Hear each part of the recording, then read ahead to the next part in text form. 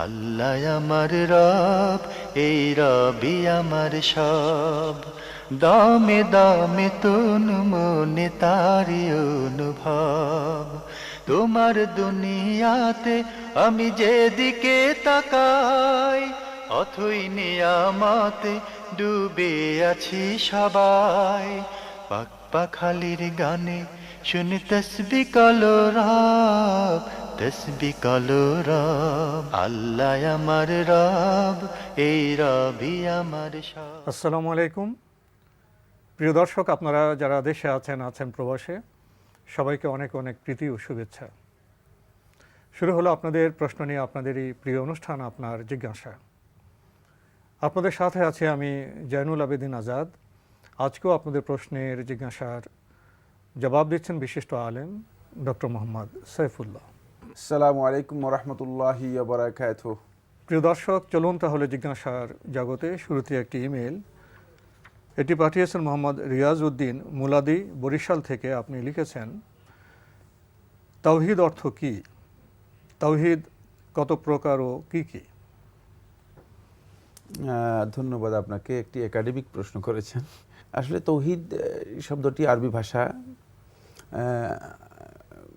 ওয়াহাদা ইউহিদু তাওহীদান, মানে ওয়াহাদা ইউহিদু এই ফেল থেকে, এই বার্ব থেকে মূল শব্দ হচ্ছে ওয়াহাদাল, সেখান থেকে ডিরাইভড হয়েছে। এটি হলো মাসদার, মূলত মানে ক্রিয়ামূল।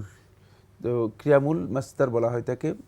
তাওহীদ শব্দের শাব্দিক অর্থ হচ্ছে কোনো জিনিসকে এক করা বা একক সাব্যস্ত করা, একক প্রমাণিত করা, একত্রিত করা, মানে এই অর্থগুলো, হ্যাঁ, মানে এই অর্থগুলো তাওহীদ শব্দ মানে শাব্দিকভাবে মিনিং করে।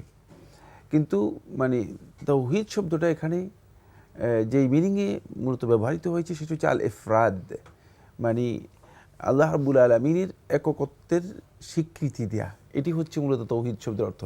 কারণ এখানে তাওহীদ দ্বারা এটি বোঝানো হয়নি যে আল্লাহ রাব্বুল আলামিনকে বান্দায় একক সাব্যস্ত করলে তিনি একক হবেন, ব্যাপারটি এমন নয়। তিনি এমনিই একক, তার এককত্ব ওয়াহদানিয়ত, এটি একেবারেই সাব্যস্ত বিষয়। বাকি বান্দার দায়িত্ব হচ্ছে এখানে যেটা, সেটা হলো বান্দা আল্লাহ রাব্বুল আলামিনের এককত্বের স্বীকৃতি দেবে। এটাই কোরআনে কারীমের মধ্যে আল্লাহ সুবহানাহু ওয়া তাআলা তার পরিচয়ের শুরুতে উল্লেখ করেছেন, কল, আপনি বলুন, হুয়াল্লাহু আহাদ, যে তিনি আল্লাহ একক, অদ্বিতীয়, তিনি একক, সুতরাং তার কোনো দ্বিতীয় কেউ নেই। এটাকে স্বীকার করে, হ্যাঁ, এটি স্বীকার করে নেওয়া হচ্ছে মূলত তাওহীদের মানে শাব্দিক যে মিনিং সেটি বোঝায়। বাকি তাওহীদের পারিভাষিক অর্থ উলামায়ে কেরাম বিভিন্নভাবে উল্লেখ করেছেন। শেখুল ইসলাম মুহাম্মদ সুলাইমান আত-তামিমি রাহমাতুল্লাহি আলাইহি তার উসুলুস সালাসার মধ্যে উল্লেখ করেছেন, কাওয়াইদুল আরবার মধ্যে উল্লেখ করেছেন, আরও আল জামিউল ফরিদের মধ্যে যে সংজ্ঞা উল্লেখ করা হয়েছে সেখানে বলা হয়েছে হুয়া ইফরাদুল্লাহি সুবহানাহু ওয়া তাআলা বিল ইবাদাহ, ইবাদতের ক্ষেত্রে আল্লাহ রাব্বুল আলামিনকে একক অদ্বিতীয় সাব্যস্ত করাই হচ্ছে মূলত তাওহীদ। এটি মূলত তাওহীদের একটি দিককে এখানে এই সংজ্ঞার মধ্যে উল্লেখ করা হয়েছে। আল্লাহ সুবহানাহু ওয়া তাআলার এককত্বের বিষয়টি শুধু ইবাদতের মধ্যে সীমাবদ্ধ নয়, কিন্তু ইবাদতের বিষয়টি সবচেয়ে বেশি গুরুত্বপূর্ণ, যেহেতু উলুহিয়তের এই ঘোষণার সাথে, মানে আল্লাহ রাব্বুল আলামিনের তিনি যে একমাত্র ইলাহ মাবুদ, এই ঘোষণার সাথে মূলত আল্লাহ রাব্বুল আলামিনের রুবুবিয়ত, তিনি যে আমাদের পালনকর্তা, তিনি যে আমাদের স্রষ্টা, তিনি যে আমাদের নিয়ন্ত্রক, এবং তিনি যে এই পৃথিবী বিশ্বজাহানকে পরিচালিত করছেন, এটাকে বলা হয় তাকে রুবুবিয়ত। এবং আল্লাহ রাব্বুল আলামিনের আসমা এবং সিফাত, মানে আল্লাহ সুবহানাহু ওয়া তাআলা যে সমস্ত গুণাবলী ও বৈশিষ্ট্য রয়েছে সেগুলো এই উলুহিয়তের সাথে বাধ্যতামূলক বিষয়। ফলে এক কথায় উলুহিয়তকে বোঝানোর জন্য, মানে আল্লাহ রাব্বুল আলামিনের ইবাদত বিষয়টিকে বোঝানোর জন্য বলা হয়েছে যে ইফরাদুল্লাহি সুবহানাহু ওয়া তাআলা বিল ইবাদাহ, ইবাদতের ক্ষেত্রে আল্লাহ রাব্বুল আলামিনের এককত্ব সাব্যস্ত করা, এটি হচ্ছে তাওহীদ। কিন্তু এই সংজ্ঞাকে শেখ সালেহ আল ফৌজান সহ আরও অনেকেই তাদের তাওহীদের মধ্যে এটাকে আরেকটু মানে ওয়াইড এবং বিস্তারিত আলোচনা করেছেন, যাতে করে তাওহীদের সকল দিকগুলোর মধ্যে অন্তর্ভুক্ত হয়ে থাকে। তাই তারা এর সংজ্ঞা এভাবে দিয়েছেন, তাওহীদের পারিভাষিক সংজ্ঞা তারা বলেছেন যে ইফরাদুল্লাহি সুবহানাহু ওয়া তাআলা ফীমা ইয়াখতাসসু লাহু মিন উলুহিয়্যাতিন ওয়া রুবুবিয়্যাতিন ওয়া আসমা ওয়া সিফাত, যে আল্লাহ রাব্বুল আলামিনের নাম, তার উলুহিয়ত, তার রুবুবিয়ত, তিনি যে আমাদের রব, আমাদের প্রতিপালক, আমাদের সাস্টেইনার, আমাদের খালেক, স্রষ্টা, এবং তিনি যে তার যে বৈশিষ্ট্য রয়েছে সব কিছু যেগুলো আল্লাহ রাব্বুল আলামিনের সাথে সম্পৃক্ত বিশেষভাবে বা যেগুলোর বিশেষত্ব একমাত্র আল্লাহ তাআলার জন্য, সেগুলোর ক্ষেত্রে আল্লাহ রাব্বুল আলামিনকে একক অদ্বিতীয় সাব্যস্ত করা হচ্ছে মূলত তৌহিদ। এত দীর্ঘ কথা, মানে এই তৌহিদের সংজ্ঞার জন্য অনেকেই মানে মুখস্থ করে রাখতে পারবে না, যেহেতু এটি একাডেমিক বিষয়। খুব সহজ কথা যদি কেউ তৌহিদকে সংজ্ঞা দেন, তাহলে এভাবে সংজ্ঞা দেবেন, তিনি বলবেন যে তৌহিদ হচ্ছে মূলত শিরকের বিপরীত কাজ। শিরকের বিপরীত বিষয় হচ্ছে তৌহিদ। আর শিরক হচ্ছে আল্লাহ রাব্বুল আলামিনের সাথে কোনো না কোনো ক্ষেত্রে কাউকে অথবা কোনো কিছুকে শরীক সাব্যস্ত করা বা অংশীদার সাব্যস্ত করা, অংশীদার সাব্যস্ত করা। এটা খুব সহজ কথা। এটা আমরা তৌহিদের যে ডেফিনেশন সেটা আলোচনা করলাম, একাডেমিক আলোচনা। এরপরে তৌহিদকে মূলত ওলামায়ে কেরাম বিভিন্নভাবে ভাগ করেছেন। তার মধ্যে একদল ওলামায়ে কেরাম তৌহিদকে দুভাগে ভাগ করেছেন, যেটা আমরা দেখতে পেয়েছি শরহু আল আকিদাত তাহাওয়িয়ার মধ্যে ইবনে আবিল ইজ আল হানাফি রাহিমাহুল্লাহু তাআলা তিনি তৌহিদকে দুটি ভাগে ভাগ করেছেন, এবং একদল উলামায়ে কেরাম এই তাকসিমের উপর, মানে এই যে ভাগ করা হয়েছে এটার উপর তারা কন্টিনিউ করেছেন। কিন্তু শেখুল ইসলাম ইবনে তাইমিয়া রাহমাতুল্লাহ আলাইহি সহ একাধিক আহলুল ইলম এবং তার পূর্ববর্তী সময় মূলত, যদিও এভাবে মানে তৌহিদের ভাগটাকে ভিন্নভাবে উল্লেখ করা হয়নি, একাডেমিক পর্যায়ে ভিন্নভাবে উল্লেখ করা হয়নি, কিন্তু তৌহিদের বিষয়গুলোকে তারা তুলে ধরেছেন। সেখানে তারা তিন ভাগে ভাগ করেছেন, এবং এই তিন ভাগে ভাগ করেছেন কেন? এটি তৌহিদের ভাগ নয়, এটা হচ্ছে পুরো তৌহিদের পর্যায়। মানে একজন আল্লাহর বান্দা তৌহিদকে তাহকিক করার জন্য, বাস্তবায়ন করার জন্য নিজের জীবনে যে ক্ষেত্রে আল্লাহ সুবহানাহু ওয়া তাআলা তৌহিদকে বাস্তবায়ন করবেন, সেই ক্ষেত্রের দিক থেকে বা পর্যায়ের দিক থেকে তৌহিদের তিনটি পর্যায়, বাস্তবায়নের পর্যায় হচ্ছে তিনটি। আর এই জন্য এটাকে তিন ভাগে উল্লেখ করা হয়েছে। ভাগের অর্থ এই নয় যে মানে আল্লাহ রাব্বুল আলামিনের তৌহিদ হচ্ছে তিন ভাগ, ব্যাপারটি এমন নয়। এখানে মানে মিসকনসেপ্ট হতে পারে বা ভুল বুঝ আসতে পারে যে মানে তৌহিদকে তিন ভাগ করেছেন, মানে তৌহিদ তাহলে তিনটি জিনিস না, তিনটি জিনিস নয়, একটি বিষয় বাস্তবায়নের জন্য মানে আল্লাহ রাব্বুল আলামিনের ওয়াহদানিয়ত, তার যে এককত্ব রয়েছে, এই এককত্বের যদি কেউ বাস্তবায়ন করতে চায় তাহলে তাই তিন পর্যায়ে অবশ্যই আল্লাহ রাব্বুল আলামিনের এককত্ব বাস্তবায়ন করতে হবে, অন্যথায় তিনি তৌহিদ বাস্তবায়ন করেনি। প্রথম পর্যায়ে হচ্ছে রুবুবিয়ত, আল্লাহ রাব্বুল আলামিন যে রব, তিনি যে আমাদের খালেক, পালনকর্তা, এবং মানে এই যে সকল কর্তৃত্ব, এই পৃথিবীর সৃষ্ট জাহানের সার্বভৌমত্ব সব কিছু একমাত্র তার, এই বিষয়টি মানে একক আল্লাহ রাব্বুল আলামিনের জন্য সাব্যস্ত করা, এটাকে বলা হয় তাকে রুবুবিয়ত। এটা হলো তাওহীদুর রুবুবিয়্যাহ। দ্বিতীয় হচ্ছে উলুহিয়্যাহ। উলুহিয়্যাহ হচ্ছে ইবাদত, মানে আল্লাহ রাব্বুল আলামিন যে একমাত্র আমাদের মাবুদ, যে তিনি ছাড়া আর কোনো উপাস্য মাবুদ নেই, মানে এটি তার এককত্ব সাব্যস্ত করা হচ্ছে একমাত্র তারই জন্য এবং তিনি উপযুক্ত, মানে এটি সাব্যস্ত করার নাম হচ্ছে মূলত তাওহীদ আল উলুহিয়্যাহ। আর তিন নম্বর যে পয়েন্টটি সেটি হচ্ছে বা প্রকার, সেটা হচ্ছে আসমা ও সিফাত, আল্লাহ রাব্বুল আলামিনের নাম এবং গুণাবলীর ক্ষেত্রে, বৈশিষ্ট্যের ক্ষেত্রে যেগুলো একমাত্র আল্লাহ রাব্বুল আলামিনের জন্য সাব্যস্ত হয়েছে, সেই ক্ষেত্রে আল্লাহ রাব্বুল আলামিনের এককত্ব এবং বিশেষত্ব সাব্যস্ত করার নামই হচ্ছে মূলত তৌহিদ আল আসমা ও সিফাত। তাই এটাকে তিন ভাগে ভাগ করা হয়েছে, তৌহিদুল উলুহিয়্যাহ, তৌহিদুর রুবুবিয়্যাহ, তৌহিদুল আসমা ও সিফাত। আমাদের ভাই মোহাম্মদ রিয়াজউদ্দিন আরেকটি প্রশ্ন হলো, রিসালাত কাকে বলে? রিসালাত শব্দটা আরবি ভাষায় ব্যবহৃত হয়ে থাকে মানে মেসেজ, চিঠি, বার্তা ইত্যাদি বোঝানোর জন্য। এটাকে পরবর্তী সময় অনুবাদ করা হয়েছে পয়গাম, মানে পয়গাম মানে এটা ফার্সিতে অনুবাদ করা হয়েছে, মানে ফার্সিতে পয়গাম অনুবাদ করা হয়েছে, ওই বাংলায় সেটাকে বার্তা, মেসেজ, খবর, মানে রিসালাতকে বোঝায়। কিন্তু রিসালাত বলতে এখানে যেটি পারিভাষিক বা অর্থে রিসালাত হচ্ছে আল্লাহ সুবহানাহু ওয়া তাআলা আল্লাহর বান্দাদের মধ্য থেকে যাকে আল্লাহ রাব্বুল আলামিন মনোনীত করে কোনো একটি সম্প্রদায়ের কাছে প্রেরণ করে থাকেন, পাঠিয়ে থাকেন, তিনি হচ্ছেন রাসূল। মানে যাকে আল্লাহ সুবহানাহু ওয়া তাআলা নিজে মনোনয়ন করে কোনো একটি সম্প্রদায়ের কাছে প্রেরণ করে থাকেন, তিনি হচ্ছেন রাসূল। রিসালাত থেকে রাসূল শব্দটি এসেছে। রাসূল হচ্ছে মেসেঞ্জার, যিনি আল্লাহ রাব্বুল আলামিনের পক্ষ থেকে বার্তা নিয়ে এসেছেন, এবং বিশ্ববাসীর কাছে আল্লাহ রাব্বুল আলামিনের যে মেসেজগুলো নিয়ে আসা হয়েছে, রাসূলগণ নিয়ে এসেছেন, মানে তাদের সর্বপ্রথম রাসূল হচ্ছেন এই বিশ্ববাসীর কাছে, তিনি হচ্ছেন নূহ আলাইহিস সালাতু ওয়াস সালাম, এবং সর্বশেষ রাসূল হচ্ছেন মুহাম্মদ রাসূলুল্লাহ সাল্লাল্লাহু আলাইহি ওয়াসাল্লাম। ইসলামে মিলাদ পালন করা কি জায়েজ?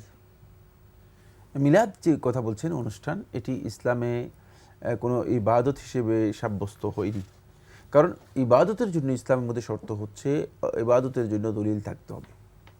যদি কোনো দলিলের মাধ্যমে ইবাদত সাব্যস্ত না হয়ে থাকে তাহলে এটি ইবাদত হয় না। এক্ষেত্রে সমস্ত উলামায়ে কেরামের ঐকমত্যে একটি মূলনীতি ইবাদতের মধ্যে সাব্যস্ত হয়েছে, সেটি হলো আল আসলু ফিল ইবাদাতি হুয়াল হাদ, যে ইবাদতের ক্ষেত্রে মূলনীতি হচ্ছে আল হাদ, ইবাদত হারাম, হাত্তা ইয়াদুল্লাদ দালিলু আলা ফি'লি, হাত্তা ইয়াদুল্লাদ দালিলু আলাল ফি'ল, যে যতক্ষণ পর্যন্ত এই ইবাদতের ক্ষেত্রে কোনো সুনির্দিষ্ট দলিল না থাকবে ততক্ষণ পর্যন্ত এই কাজটি করা হারাম। তাই দলিল পাওয়া গেলেই শুধুমাত্র সেটা ইবাদত হবে।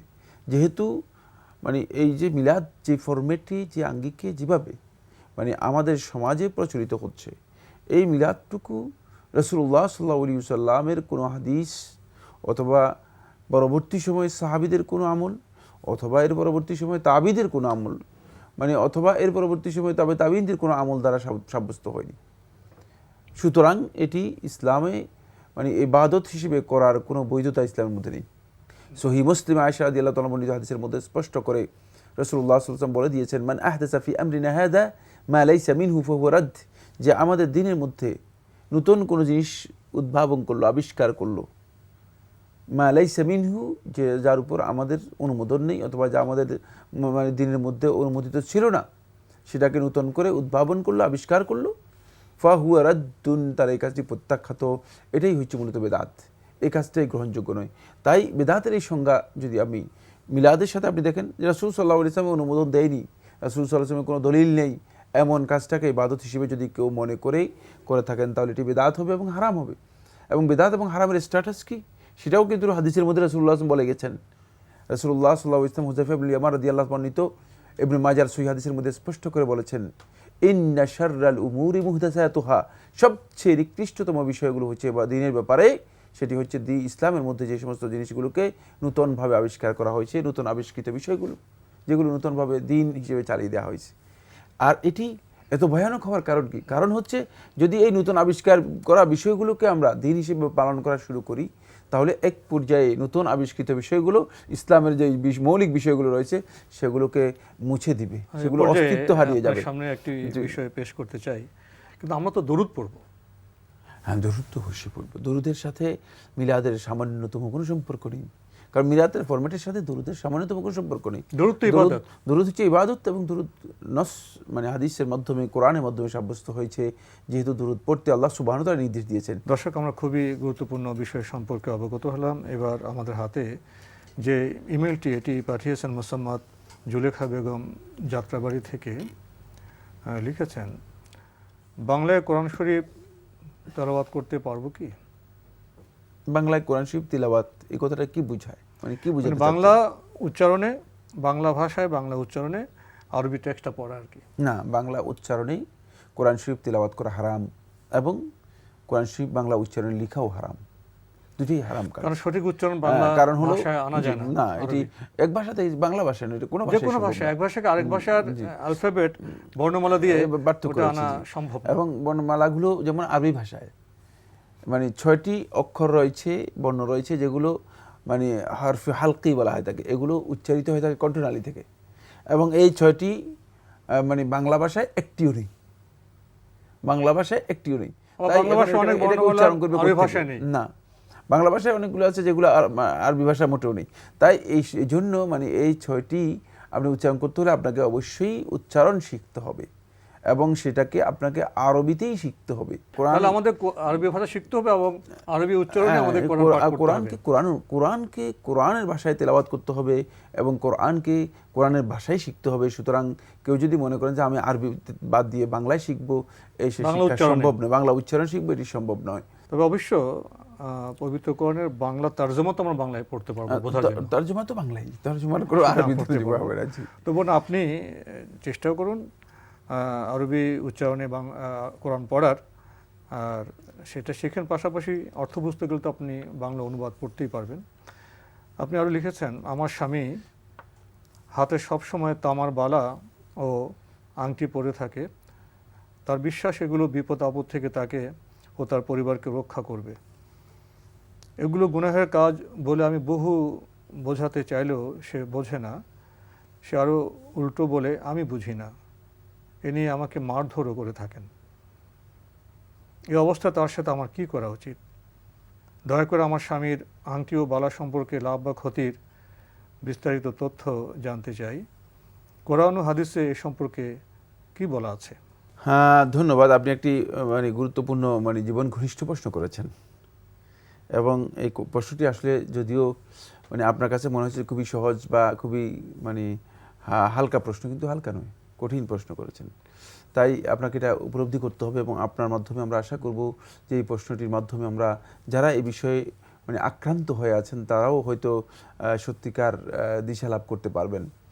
মানে এই কাজটি তিনি যেটা করছেন যে তামা অথবা অন্য কোনো ধাতব অথবা অষ্টধাতুর যে সমস্ত বালা অথবা আংটি, যে বিষয়গুলো আজকে আমাদের সমাজের মধ্যে ব্যাপকভাবে ছেয়ে আছে, এটি শুধুমাত্র আপনার স্বামী আসলে এখানে আক্রান্ত তাই নয়, কারণ আমরা লক্ষ্য করে আসতেছি এবং ইদানিং তো এই বিষয় নিয়ে যথেষ্ট প্রচারণাও চালানো হচ্ছে, যাতে করে মানুষ অনেক বেশি প্রতারিত হচ্ছে, যদিও মানে এটির উদ্দেশ্য খুবই খারাপ। এর মাধ্যমে মানুষের ঈমানকে মূলত মানে ধ্বংস করে দেওয়া হচ্ছে। ফলে তিনি যে বিশ্বাস করেন যে এর মাধ্যমে তিনি সুস্থ থাকবেন, বিভিন্ন রোগ থেকে মুক্তি লাভ করবেন, বিভিন্ন সমস্যা থেকে উত্তরণের কাজ হবে, এই কারণে মূলত তার এই কাজটি শিরক আকবার, সবচেয়ে বড় শিরক। এর মাধ্যমে তিনি ইসলামের গণ্ডি থেকে বেরিয়ে গিয়েছেন এবং তিনি মুশরিক। তাই আপনাকে সতর্কতা অবলম্বন করতে হবে, যেহেতু মানে এটি কঠিন বিষয়, অত্যন্ত কঠিন বিষয়। রাসূলুল্লাহ সাল্লাল্লাহু আলাইহি ওয়াসাল্লামের একটি হাদিস শুধু আলোচনা করব, সেটি হচ্ছে মুসনাদ আহমদের সহিহ হাদিসের মধ্যে রাসূলুল্লাহ সাল্লাল্লাহু আলাইহি ওয়াসাল্লামের কাছে এক ব্যক্তি আসলেন, ও আলাইহি হালাকাতুম মিন সুফুর, তার হাতের মধ্যে ওই মানে তামার একটি বালার মতো অথবা চুরির মতো বলতে পারেন, এমন তার হাতের মধ্যে। রাসূলুল্লাহ সাল্লাল্লাহু আলাইহি ওয়াসাল্লাম তাকে স্পষ্ট করে দিলেন, বললেন যে তার যদি এই অবস্থা ইনমা তা আলাইহি ফালান ইউফলাহ, যদি এই অবস্থা তার মৃত্যু হয় তাহলে সে কখনো সফল কাম হবে না, অর্থাৎ জান্নাত পাবে না। এর ব্যাখ্যার মধ্যে আহলুল হাদিস মুহাদ্দিসিনে কেরাম বলেছেন যে জান্নাত আর যেতে পারবে না। মানে রাসূলুল্লাহ সাল্লাল্লাহু আলাইহি ওয়াসাল্লাম কঠিনভাবে নিষেধ করেছেন, কারণ এটি মানে শিরক। তাই এই আকীদা যদি তিনি পোষণ করেন, এই বিশ্বাস যদি তিনি পোষণ করে থাকেন যেটি আপনি উল্লেখ করেছেন, তাহলে কিন্তু তিনি মুশরিক। তাকে আপনি বিষয়টি স্পষ্ট মানে জানানোর জন্য চেষ্টা করেন, এবং যারা, শুধুমাত্র তার কথা আমি বলছি না, এবং যারা এই বিষয়টি নিয়ে বা এইভাবে আজকে দেখা যাচ্ছে যে অনেক ব্যবসা অষ্টধাতুর আংটি পাওয়া যায়, অষ্টধাতুর বালা পাওয়া যায়, ইত্যাদি ইত্যাদি, এগুলোর মাধ্যমে এই মুক্তি পাওয়া যায়। এমনকি এমন মুক্তি যেগুলো আপনি হতবাক হবেন যে তাহলে পৃথিবীর আর কোনো মানে চিকিৎসা ব্যবস্থারই দরকার নেই, মানে এটা এত বেশি কাজ করে। অথচ যারা এ নিয়ে ব্যবসা করছেন তাদের নিজের জীবনে মুক্তি নাই, হ্যাঁ, নিজের জীবনের কোনো খোঁজ খবর নেই। ফলে এই যে আমরা তারপরে বিশ্বাস করে থাকি, এই কাজটি শিরকে আকবর, বড় শিরক। তাই এর মাধ্যমে একজন ব্যক্তি ইসলামের গণ্ডি থেকে তিনি বেরিয়ে গিয়ে মুশরিক হয়ে গেলেন। এখানে আরেকটি বিষয়, এই ভদ্রলোক যে এই সত্যি কথা বলার কারণে স্ত্রীকে মারধর করছেন, এটাকে তিনি বড় অন্যায় করছেন না? এটা সবচেয়ে বড় অন্যায়, সবচেয়ে বড় জুলুম। তাহলে আমাদের বোন ওনাকে বোঝাতে পারেন, না বুঝলে পরবর্তী পর্যায়ে উনি আনন্দের সাথে আলাপ করে সিদ্ধান্ত নিতে পারেন তার কী করা উচিত। উনি শেষে আরেকটি, আমার একবার শেষ পর্যায়ে উনি কয়েকটি সহজ ভাষায় ইসলামী বইয়ের নাম জানতে চেয়েছেন, যাতে তিনি ঈমান ও আমল সুন্দর করতে পারেন, জান্নাতে যেতে পারেন। সেই বইয়ের নাম আপনার থেকে জানতে চেয়েছেন। আপনি যদি মানে সহি যে সমস্ত বই রয়েছে সেগুলো নিতে চান, তাহলে মানে আমলে জিন্দিগি একটি বই রয়েছে, ডক্টর মোশাররফ হোসেন, সেটা আপনি নিতে পারেন। তারপরে এই বর্তমানে একটি মানে বই নতুন বের হয়েছে, সেটা হলো মানে ফিকহুস সুন্নাহ, ফিকহুস সুন্নাহ এবং সহিহ ফিকহুস সুন্নাহ দুটোই কালেকশন করতে পারেন। আর শেখ আব্দুর রহমান খুমাইসের লেখা মহিলা ফিকহ 2 খণ্ডে প্রকাশিত হয়েছে, সেটা নিতে পারেন।